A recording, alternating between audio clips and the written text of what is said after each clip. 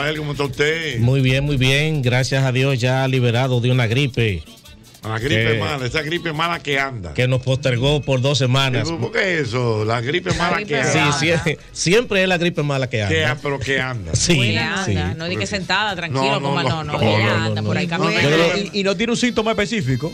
No tiene síntoma específico. Lo que sea que te esté dando, esa es la gripe nueva que anda. No, es que no es una gripe mala. La mala. Habrá que hacer con esta gripe como hacía antes, cuando la fiebre de la gallina, lo llamaban el dandí. Que supuestamente lo contrarrestaban era la gente para que en su casa las gallinas que tenía no le diera, escribían en la puerta de la casa, por aquí pasó el dandí. Entonces supuestamente en la casa que escribían eso, el dandí cuando veía eso volaba esa casa y seguía para la otra. Anda, ¿para qué es el dandí? El dandí era como una especie de fiebre que le daba a las gallinas y que caían muertas. Eso sí, fue ya en los años finales de los 80, los 90. Y le llamaron el dandí. Te vi ahorita haciendo muestras, lógicamente, de tus conocimientos cuando yo hablé de el síndrome del corazón festivo. ¿Tú lo conocías? Sí, lo que pasa es que se dice, la Navidad está considerada como la época más bonita del año, por el hecho de que la Navidad expone a la gente como a las cosas más positivas, a lo mejor del mundo. En Navidad, hasta el delincuente más grande te dice a ti, feliz Navidad. Te puede robarte. Sí, Dios mío. Sí. Puede ser el tipo peor del barrio y esa persona te dice feliz Navidad y te desea un próspero año nuevo, aunque sea un cliché. Sí. Entonces se ha determinado, estudios neurocientíficos, que en tiempo de Navidad el cerebro de la persona cambia y se vuelve como más positivo y creativo por el hecho de que está expuesto a más momentos festivos, a más momentos de alegría. En la Navidad es donde se registran también, aunque mucha gente dice que es el tiempo donde los ladrones suelen hacer su agosto. También se ha registrado que en la época navideña es donde se registran los índices más bajos de violencia en las sociedades. Oye, entonces, todo eso es lo que al final termina como creando en la gente la Navidad. Y de ahí entonces el síndrome del corazón festivo realmente se pone más de manifiesto en la época de Navidad, precisamente porque la Navidad, el tiempo de Navidad como que induce a la alegría, induce al gozo, etcétera, etcétera, etcétera. Qué bueno recordar que la Navidad es tiempo pascuero. O sea, tiempo pascueros. Sí, pero es bueno que le ponga la S para que... para que no... Sí, pascuero. Sí, es bueno que le ponga la S para que no cree otro tipo de cosas. Entonces, en la gente también se excede, hay que decirlo, en el gozo. Con la bebida, la comida, es como si... Recuerda cuando hablamos de Epicuro, comamos y bebamos, que mañana moriremos. El espíritu de Epicuro se monta en Navidad. La gente... Comamos y bebamos, que mañana moriremos. Comamos y bebamos, que mañana moriremos. Esa era la lógica de Epicuro. Se armaban unos banquetes donde se comía, y después que se comía y se llenaban, iban, se metían un dedo, vomitaban para volver a comer otra vez. Y seguir bebiendo. Los griegos, los romanos, sí. Epicuro...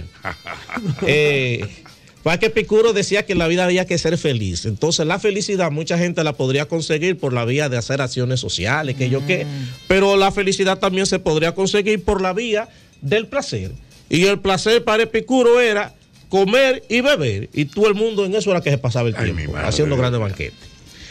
Bueno, el tema que yo escogí para hoy, don Jochi, es cómo hablan los evangelios apócrifos, cómo narran los evangelios apócrifos la Navidad. ¿Qué pasa? La Biblia que nosotros conocemos, la Biblia cristiana, que tiene un principio hebreo, esa Biblia tiene lo que le llaman los evangelios canónicos, que son los que componen el canon, los evangelios que fueron aceptados por la iglesia para ser incluidos en la Biblia. Pero esos evangelios narran la vida de Jesús. Resulta que hubo otros tipos de textos que la iglesia no los consideró para ser incluidos en la Biblia. Y a esos textos le llamaron apócrifos. Una palabra que realmente lo que significa etimológicamente la palabra apócrifo, lo que significa es oculto. Aunque hoy en día le han dado otro tipo de connotación, y apócrifo pasó de ser oculto a ser mito, o a ser irrelevante, o a ser mentira. ¿Y qué pasa? En los evangelios apócrifos lo que hicieron fue que también en los evangelios canónicos hay cosas que se le escapaban a la gente de la vida. Y los evangelios apócrifos vinieron como a complementar esto. Entonces hay otra narrativa de la Navidad que hay en los evangelios apócrifos que la gente no conoce. Por ejemplo, el primer lugar en los evangelios apócrifos, sobre todo en el pseudo Mateo, como se conoce, Jesús, y eso resulta que también está en la Biblia, Jesús no nace en un pesebre. ¿Cómo? No. No, ¿cómo va a ser? ¿Cómo va a ser? Rafael. Lo que José encontró fue una cueva. ¿Qué? Y él iba caminando, José, porque José, cuando le dijeron que la Virgen María, que María había quedado encinta, No. entonces el ángel se le apareció, le dijo, no, José, espérate, que fue el Espíritu Santo, etcétera. Entonces, José la palabra que dijo fue, según los evangelios apócrifos, no quiero que me pongan en ridículo porque ya yo soy anciano y tengo hijos. Entonces, José iba. Sí, pero ¿otro no sabía eso? Sí. Bueno, según le descubrieron. Entonces José iba de camino, por lo del censo, iba de camino con uno de sus hijos llamado Simeón y vio que ya María estaba casi para parir. Entraron a una cueva y en esa cueva él le dijo a Simeón, atiéndela en lo que yo salgo a buscar una comadrona. Eso no aparece en la Biblia, porque mucha gente dice, que la Virgen dio a luz, pero ¿cómo? Ella sola. Entonces José salió a buscar una comadrona. Entonces, de allá para acá, él vino con 2 comadronas que se llamaban Selomí y Salomé. ¿Eran mellizas? ¿Eran mellizas? No eran mellizas, pero los nombres muy parecidos. Sí. Entonces, pero cuando llegaron a la cueva ya, la Virgen, ya María había dado a luz. Como a Selomí le dijeron que la Virgen, yo voy a leer textualmente lo que dice el Evangelio. Entonces mandó que una de ellas entrara con él, o sea, entrara a la cueva. Entró Selomí y dijo a María, permíteme que te toque. Cuando María le permitió que la tocara, exclamó a grandes voces la comadrona diciendo, Señor, gran Señor, ten misericordia. Nunca se ha oído ni siquiera sospechado que los pechos estén llenos de leche y el niño que ha nacido haya dejado virgen a una madre. Ella tuvo que comprobar eso. En los evangelios apócrifos, los reyes magos no fueron a donde Jesús a adorarlo, de que al pesebre, como se dice. Yo voy de aquí. Yo estoy ya. Yo me voy a parar y me voy. Y todo lo que te enseñaron en el Colegio Santa Clara. No, en el Divina Providencia. La hermana, ¿qué es la hermana? La hermana Milady. A mí lo que más me duele es que yo compré un pesebre para los niños. En la casa me hicieron comprar uno. No, pero eso está bien. Pero ellos los filpitos. No, pero por historia tiene su lógica, porque antiguamente no existía una construcción. Si te das cuenta, los romanos construían sobre piedra y los pobres no tenían piedras para construir edificios y lo que hacía era que vivían en cuevas, pero no cuevas como... Pero fue que le agarró de camino el parto a la Virgen, ayúdame ahí. Pero ¿quién te dijo eso? Pero no, que la leyenda, la historia es así, don Hochi, la porque vida. No, porque oye, no, espérate, porque también después de la Virgen, según estos evangelios, después de la Virgen en la cueva, al tercer día, José la llevó al pesebre. ¿Cómo así? Pero tiene algo de verdad, entonces exacto, le o sea, sí hubo pesebre. Exacto, sí hubo pesebre, porque dice que al tercer día ellos salieron de la cueva y entonces lo que encontraron fue ese lugar, el pesebre. Lo único que aquí, a diferencia de cómo se narra en la Biblia, que dice que ellos iban buscando posada y no la encontraron, entonces encontraron un pesebre y de hecho en el Evangelio apócrifo sí habla de que encontraron el pesebre y de que José dijo, aquí es un lugar en el que podemos alojarnos gente pobre. O sea, que porque iba a parir no hay espacio. Ahí. Exacto. ¿Pero quién fue que escribió los evangelios apócrifos? No. No estoy creyendo en los apócrifos, no. No, pero ajá. ¿Quién fue que escribió? No, sí, pero hay algunos que se habla de que son anónimos de los evangelios apócrifos. Pero con el clásico, el tradicional, no. Sí, que pero hay que de la cara lo que lo escribieron, de que yo lo escribieron, no soy anónimo. No, de su cara. Pero hay uno hay uno de los evangelios apócrifos que es atribuido al apóstol Santiago. De hecho se llama el Evangelio de Santiago. Hay otro que también se atribuye a Pedro, etcétera. Hay varios autores. Le llaman el pseudo Mateo, porque también se le atribuye a San Mateo, el mismo de el que dijo que nació en la que nació en la cueva. Yo tengo una consulta, porque si son apócrifos se supone que no han dado a la luz, porque yo tengo entendido que el Vaticano los tiene escondidos y nunca han salido a la luz. ¿Cómo se sabe entonces todo eso? No, eso no está escondido, porque de hecho hay libros ya que se han escrito respecto a los evangelios apócrifos. Pero es que es contradictorio, porque no le interesa al Vaticano que salieran a la luz.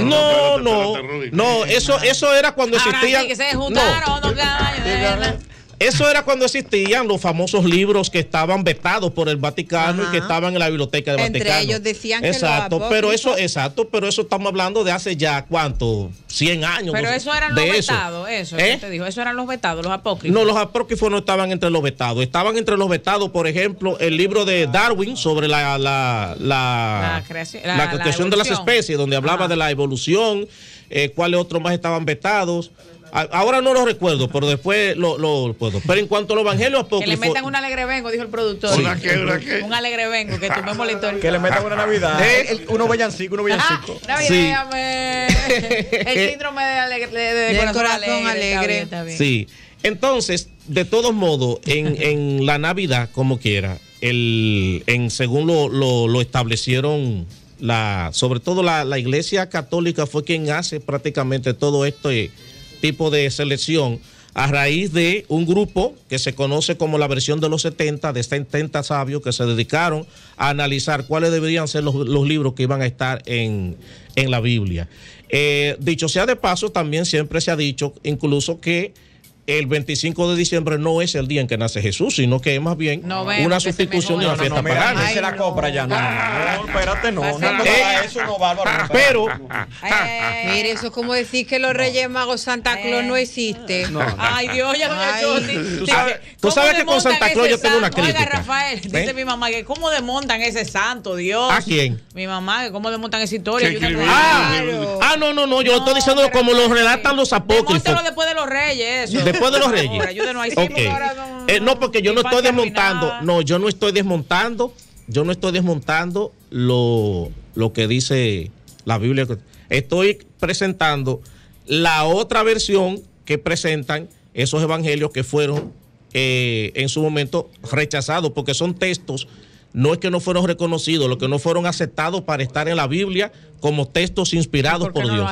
Y en su gran mayoría no los aceptaron porque... Ellos querían coger su protagonismo, con todo el respeto que me merece, porque siempre uno tiene que destacar. No los aceptaron porque muchos de ellos tenían como un sentido fantasioso al momento de escribirse. Por ejemplo, decir que Jesús no nació como con sangre ni nada de eso, que era desde pequeño, que no tenía el peso de un niño porque era totalmente espíritu, etc. Todo ese sentido fantasioso se entendió que no eran lo suficientemente fuertes para aparecer en un texto como la Biblia, y por eso esos textos, esos evangelios, no los considerados en ese momento. También decir, por ejemplo, que cuando nace había un exceso, que cuando María fue a parir, todo se paralizó, que no había, las hojas dejaron de moverse, etcétera. Todo ese tipo de cosas dijeron, no, eso no. Entonces, yo estoy contando esto hoy de qué dicen los evangelios apócrifos, pero no estoy desmontando lo que históricamente conocemos. Pero por último, sí, en Mateo sí aparece que los Reyes Magos fueron a la casa de Jesús, no directamente al pesebre. Eso sí lo pueden buscar en Mateo, que está.